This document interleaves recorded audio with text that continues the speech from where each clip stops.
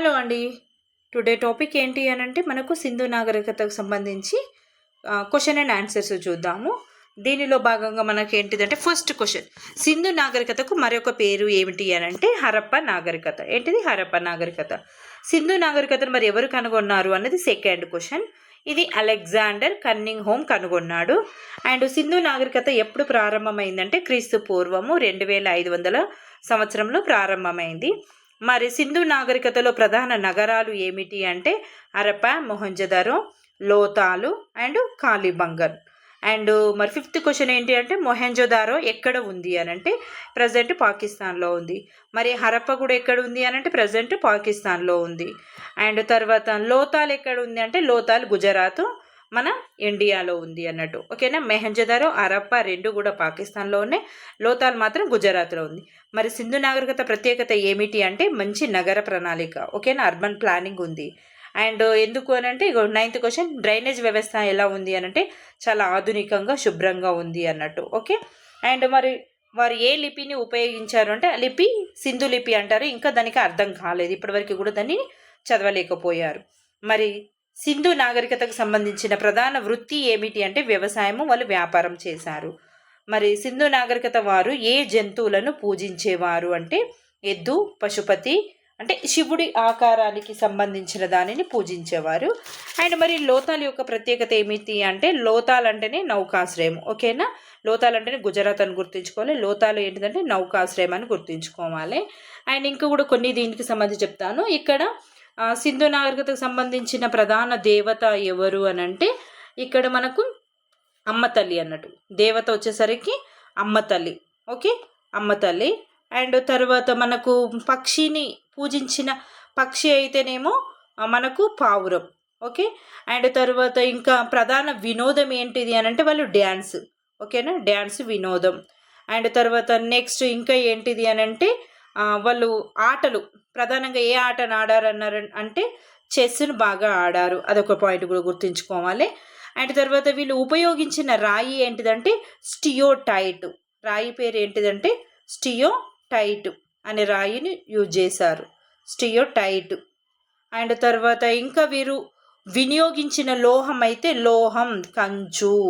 వీళ్ళకి తెలియని ఏంటిది అని అంటే లోహం ఏది తెలియదు అంటే వీళ్ళకి అస్సలు ఐరన్ తెలియదు. ఈ పాయింట్ కూడా గుర్తుంచుకోవాలి, ఐరన్ అస్సలు తెలియదు.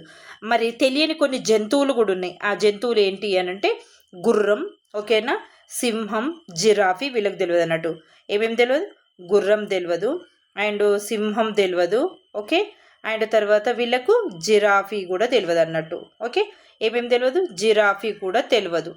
అండ్ తర్వాత వీళ్ళకు తెలియని పంటలు ఏంటిది అని అంటే చెరుకు. ఓకేనా? చెరుకు తెలియదు. అండ్ పప్పు దినుసులు కూడా తెలియదు అన్నట్టు. ఏంటిది? పప్పు దినుసులు కూడా తెలియదు. అండ్ తర్వాత ఇంకా ఏంటిది అని అంటే వీళ్ళు ఎక్కువ వీళ్ళు ఈ సింధు నాగరికతని ఏమంటారంటే వీళ్ళు ఎక్కువ ఉపయోగించింది కంచు కాబట్టి దీనిని ఏమంటారంటే కంచు యుగం అని కూడా అంటారు. మరి వీళ్ళు పూజించిన చెట్టు ఏంటిది అని అంటే రావి చెట్టు. ఏ చెట్టును పూజించారు వీళ్ళు? రావి చెట్టును పూజించారు. ఓకే. సింధు నాగరికతకు సంబంధించి మరొక పేరేంటిది? హరప్ప నాగరికత. ఎవరు కనుగొన్నారు? Alexander cunning. ఓకే. అండ్ ఈ పీరియడ్ ఏంటిది అని అంటే వీళ్ళకి 2500 నుంచి అప్పుడు. ఓకే.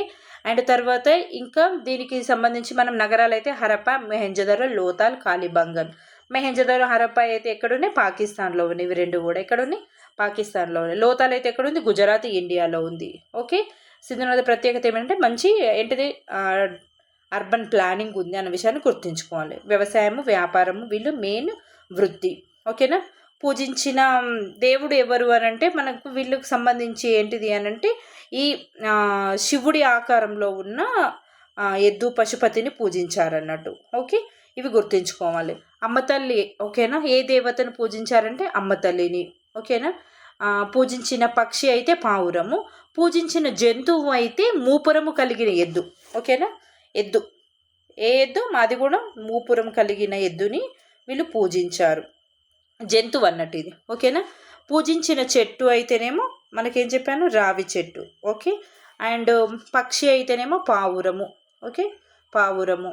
అండ్ తర్వాత వీళ్ళు డ్యాన్స్. ఓకేనా? ప్రధాన వినోదం ఏంటిదంటే డ్యాన్స్. వీళ్ళు ప్రధాన ఆట ఏంటిదంటే చెస్. వీళ్ళు ఉపయోగించిన రాయి ఏంటిదంటే స్టియోటైట్. ఓకే.